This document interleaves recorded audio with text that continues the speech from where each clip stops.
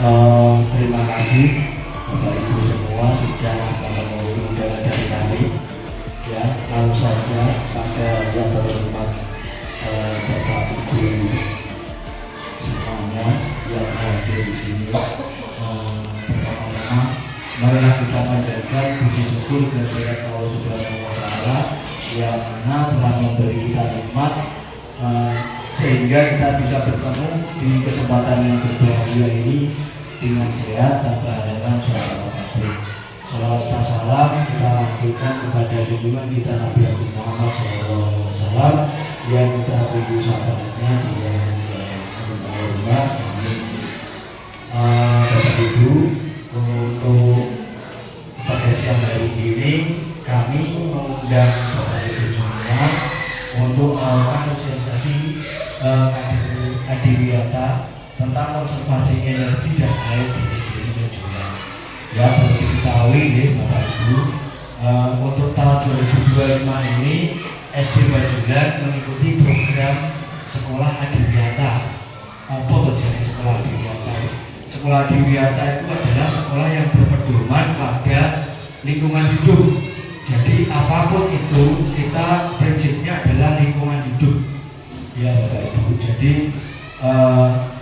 oleh karena itu kami membentuk tim untuk memenuhi kriteria menjadi sekolah adiwiyata. Salah satunya ialah untuk melakukan sosialisasi tentang konservasi energi dan konservasi air kepada masyarakat sekitar sekolah. Maka di Bapak Ibu, langsung kita mulai saja untuk mempersingkat waktu. Yang pertama, konservasi energi. Jadi energi itu apa sih? Ya, energi adalah salah satu kebutuhan dasar manusia. Setiap hari kita menggunakan energi, Bapak Ibu, untuk berbagai keperluan, mulai dari menyalakan lampu, mengisi daya, perangkat elektronik, sehingga menggunakan kendaraan bermotor. Namun sumber daya energi yang kita gunakan seperti bahan bakar fosil semakin terbatas dan penggunaannya yang berlebihan dapat merusak lingkungan.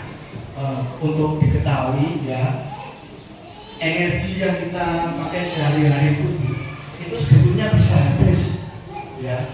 Maka dari itu pemerintah mencanangkan gerakan menghemat energi nasional. Jadi harus dari bawah kita dibentuk kesadaran kita untuk lebih hemat untuk melakukan aktivitas sehari-hari.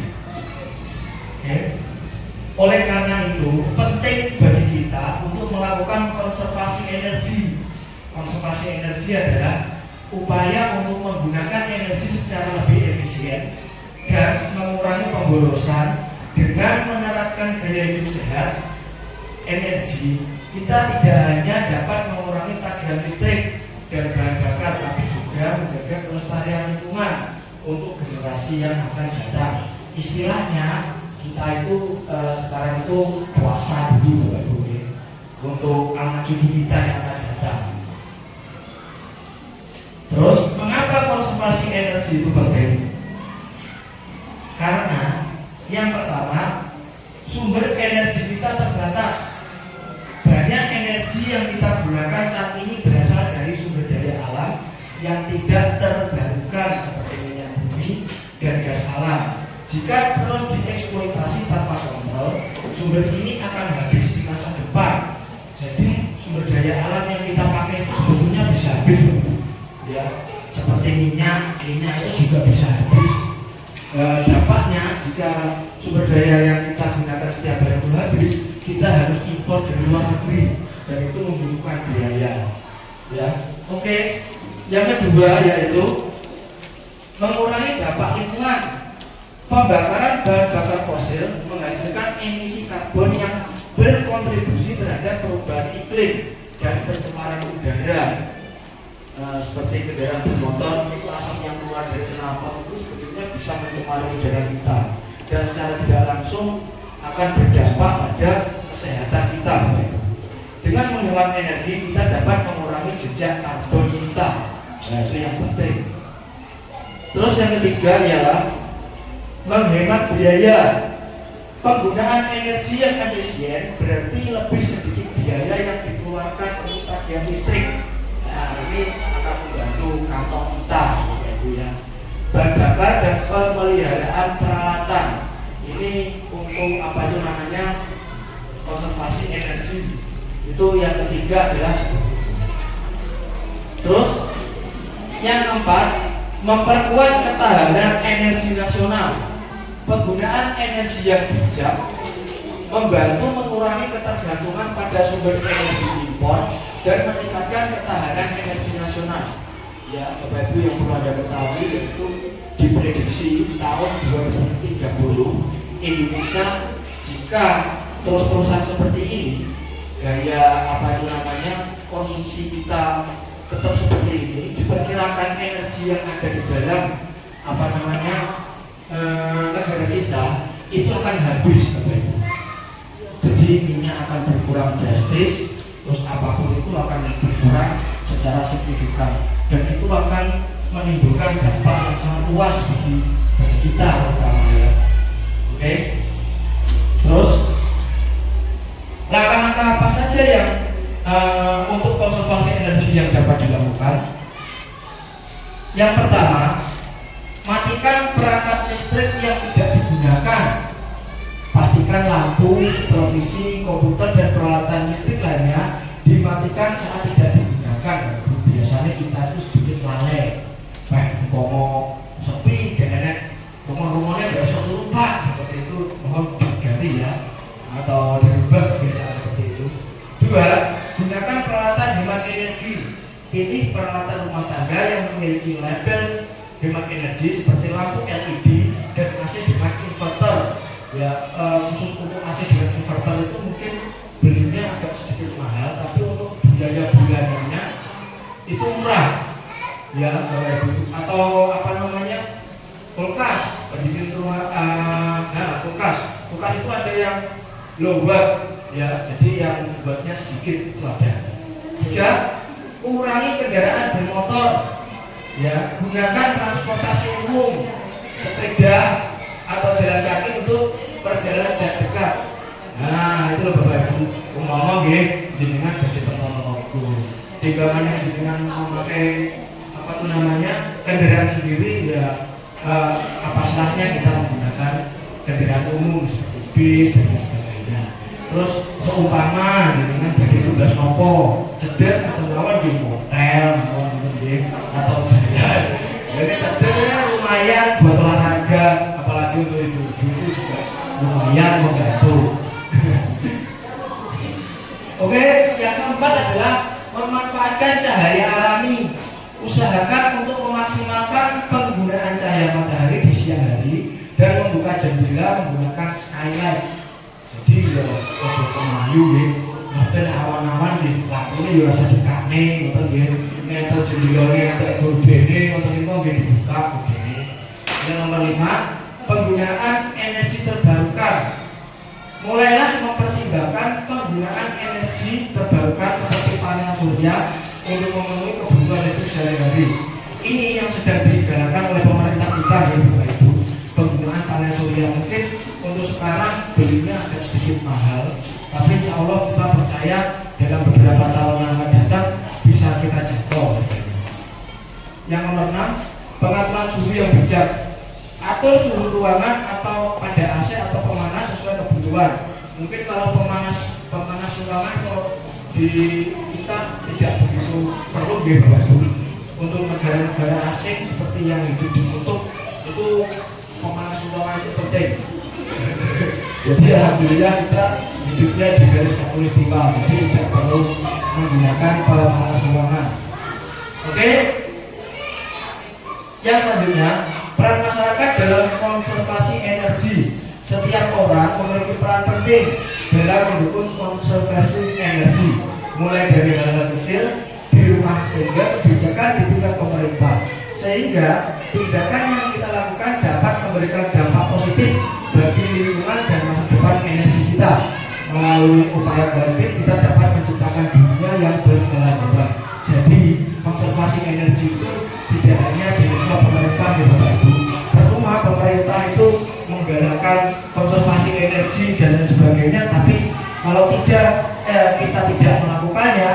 ya percuma ya. Jadi seperti itu. Oke, kesimpulannya adalah konservasi energi bukan hanya tanggung jawab pemerintah dan perusahaan besar, tapi juga tanggung jawab setiap individu. Dengan mengubah kebiasaan kita dalam menggunakan energi, kita dapat berkontribusi pada pelestarian lingkungan dan memastikan ketersediaan energi untuk generasi mendatang. Jadi kita nyenengi hidup anak cucu kita. Marilah kita bersama-sama berkomitmen untuk hemat energi demi masa depan yang lebih baik. Oke, itu untuk bab 1 konservasi energi. Kita lanjut saja Bapak Ibu, nanti sesi tanya jawabnya di penghujung acara. 2, konservasi air. Nah, ini yang penting. Yang sering kita lupakan adalah konservasi air. Kita mempunyai moto Bapak Ibu, menghemat air sama dengan menyelamatkan kehidupan. Nah, hari ini kita akan membahas tentang konservasi air atau hemat air, yaitu bagaimana kita bisa menjaga dan mengelola penggunaan air dengan bijak. Air adalah sumber kehidupan yang penting bagi manusia dan sesama makhluk hidup. Marilah kita bersama telaah mengapa konservasi itu sangat diperlukan dan apa langkah-langkahnya dan serta dampaknya untuk kehidupan kita. Oke, penting air bagi kehidupan. Air itu sangat penting ya Bapak Ibu bagi kehidupan kita. Yang pertama adalah air adalah kebutuhan dasar. Air adalah komponen utama dalam kehidupan. Tubuh manusia terdiri dari sekitar 60-70% air. Kita membutuhkan untuk minum, mandi, mencuci, memasak, dan lain sebagainya. Jadi di dalam tubuh kita itu Bapak Ibu terdiri dari 60-70% cairan. Jadi kita sangat membutuhkan air itu untuk tubuh kita. Selain itu untuk kebutuhan kita sehari-hari, untuk mencuci, mandi, dan sebagainya. 2, air untuk pertanian dan pangan. Sektor pertanian yang menghasilkan makanan kita juga sangat bergantung pada air untuk irigasi. Jadi ngomong itu di sawah juga sawah butuh dinepi seperti itu ya. 3, pentingnya air yang ketiga yaitu untuk sektor industri. Banyak sektor industri yang membutuhkan air dalam proses produksinya seperti makanan, tekstil, minuman dan lain sebagainya. Yang keempat, keberlanjutan ekosistem. Air juga penting bagi ekosistem alami. Sungai, danau, laut, dan sumber air lainnya adalah habitat bagi berbagai makhluk hidup. Oke, selanjutnya kita persingkat saja nih Bapak Ibu setelah awal. Mengapa kita harus menghemat air? Yang pertama, sumber air bersih kita terbatas. Meskipun planet kita 70% terdiri dari air, hanya 2,5% yang merupakan air tawar dan sebagian besar tidak dapat diakses karena terkunci di dalam es atau berada di bawah tanah. Yang perlu kita ketahui Bapak Ibu, di dunia ini ada 10 negara sekarang yang tahun 2025 itu menghadapi krisis air dan semuanya itu merupakan negara-negara kaya seperti Uni Emirat Arab, Qatar, Arab Saudi, ya mereka negara-negara penghasil minyak. Itu disebabkan ya karena ya daya hidupnya seperti kita boros air dan sebagainya. Maka dari itu tahun ini mereka mengalami krisis air Bapak Ibu. Sama bayarnya ya untuk mandi mereka harus impor banyunya tuku dan mereka harus mengadopsi teknologi canggih dari Rusia, yaitu mengubah air laut menjadi air tawar. Jadi di negara-negara maju itu seperti itu. 2, perubahan iklim. Perubahan iklim menyebabkan cuaca ekstrim seperti kekeringan dan mempengaruhi ketersediaan air bersih. Ya. 3, pertumbuhan penduduk. Jumlah penduduk yang terus bertambah meningkatkan kebutuhan air, sementara sumber daya air tetap terbatas. Jadi di Indonesia, terutama di Indonesia Bapak Ibu, pertumbuhan penduduknya setiap tahun itu terus bertambah. Jadi wongnya pada akeh, sumbernya pada saiki. Terus yang keempat yaitu polusi air. Limbah industri dan domestik sering mencemari sungai dan sumber air sehingga mengurangi pasokan air yang layak digunakan. Yang kelima, penting untuk masa depan. Nah ini juga nilai lagi Bapak Ibu, menghemat air di hari ini akan memastikan ketersediaan air untuk generasi yang akan datang. Oke, lanjut. Nah, dampak kekurangan air. Krisis air global diperkirakan tahun 2025. Ya, tahun ini Bapak Ibu. 2/3 populasi dunia akan mengalami kekeringan air jika kita tidak mengambil tindakan segera. Ya, berarti yang bertanggung jawab bukan hanya pemerintah ya Bapak Ibu, jadi kita semua. Dua, gangguan kehidupan sehari-hari. Kekurangan air dapat mempengaruhi kehidupan sehari-hari seperti kesulitan dalam mendapatkan air minum, gangguan pada sanitasi, dan bahkan pertanian yang gagal panen, boro-boro kayak banyu. Itu kita sudah beberapa kali menemui ya di sini Bapak Ibu. 3, masalah kesehatan. Air yang terkontaminasi menyebabkan banyak penyakit seperti diare, kolera, tipes, dan berbahaya terutama bagi anak-anak. Nah, terus langkah-langkah apa saja yang bisa kita lakukan Bapak Ibu? Yang pertama, mengurangi pemborosan air di rumah tangga. Nah ini yang sering kita lakukan tanpa kita sadar Bapak Ibu. Yang pertama, matikan keran saat tidak digunakan seperti saat menggosok gigi dan mencuci piring. Lah, nyapon ini. Oh enggak, Mas Bro. Jadi waktu kita mandi, waktu kita menggosok gigi, tolong airnya dimatikan. Jadi sedikit saja itu bisa membantu Bapak Ibu. Jika satu orang sadar akan pentingnya konservasi itu akan sangat membantu. Sama bayangnya jika ada jutaan orang yang sadar, maka hal tersebut akan sangat mudah untuk disadar. 2, perbaiki keran bocor, karena satu keran yang bocor bisa membuang hingga ratusan liter air setiap hari. 3, gunakan shower dengan waktu lebih singkat. Ya, jadi bisa dikatakan mandi kucing itu sekarang penting.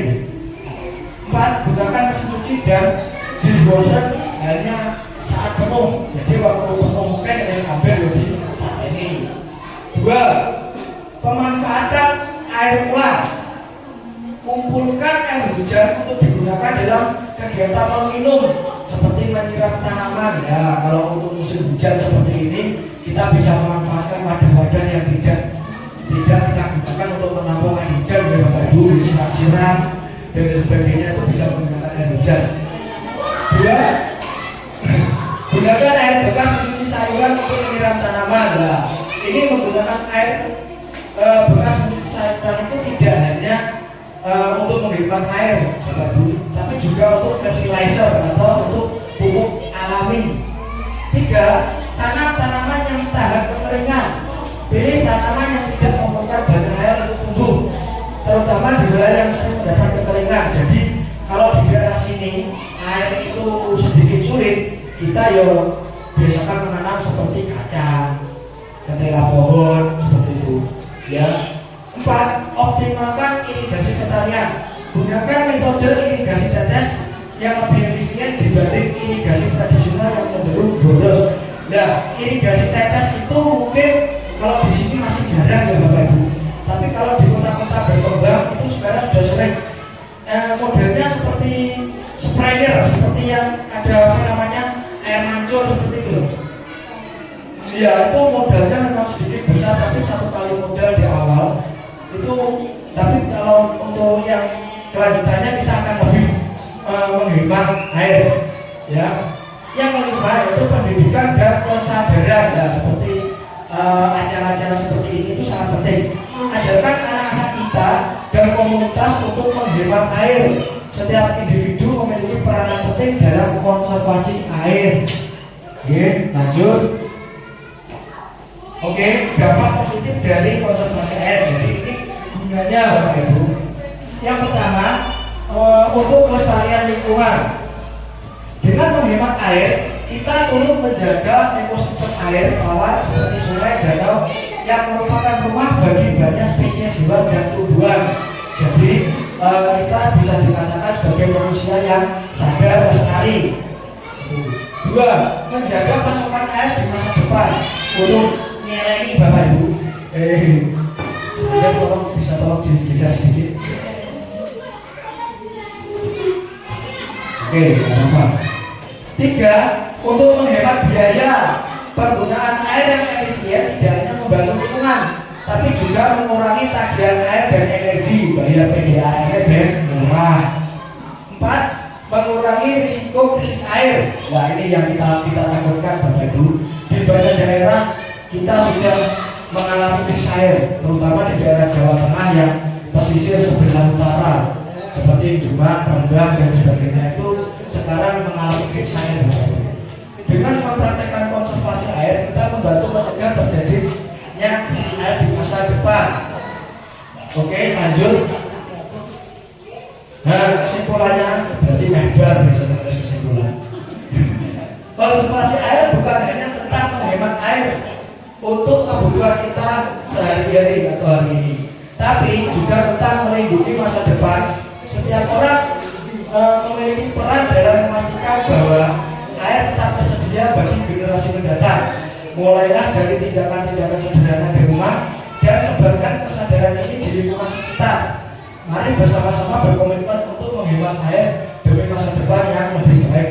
Jadi harapan kita yaitu Bapak Ibu setelah mendapatkan sosialisasi seperti ini bisa menularkan kepada tetangga atau rekan sejawat untuk kita bersama-sama melakukan konservasi Bapak Ibu. Jadi untuk menghemat air dan menghemat energi sehingga ketersediaan energi untuk generasi kita yang akan datang itu bisa terjamin ya Bapak Ibu. Bisa jadi Bapak Ibu kita bisa menikmati energi yang saat ini itu dari nenek moyang kita yang juga hidupnya untuk menghemat energi. Jadi kita juga punya kewajiban melakukan hal yang sama. Oke, mungkin itu yang bisa saya paparkan. Mungkin ada umpan balik dari Bapak Ibu. Saya ingin tanggapan dari satu atau dua orang Bapak Ibu. Monggo, silakan Sinta. Monggo Bu.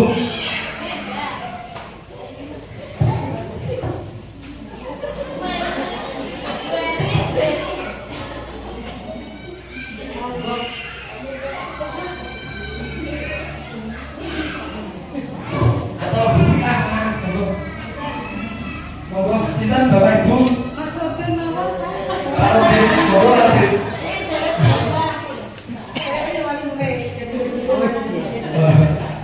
oke, ya kalau tidak ada mungkin ya Bapak itu ya Bapak Ibu ya. Jadi terakhir kita monggo kita mengimplementasikan kegiatan ini di rumah. Kalau kita sudah jadi orang yang sadar lestari, insya Allah untuk menjaga ekosistem kita atau ketersediaan energi di masa mendatang akan terpenuhi. Jadi anak kita tidak akan mengalami kekurangan energi Bapak Ibu. Oke, mungkin itu yang bisa saya lakukan untuk siang hari ini. Ada kurang lebihnya saya mohon maaf. Bila itu ibadah. Assalamualaikum warahmatullahi wabarakatuh.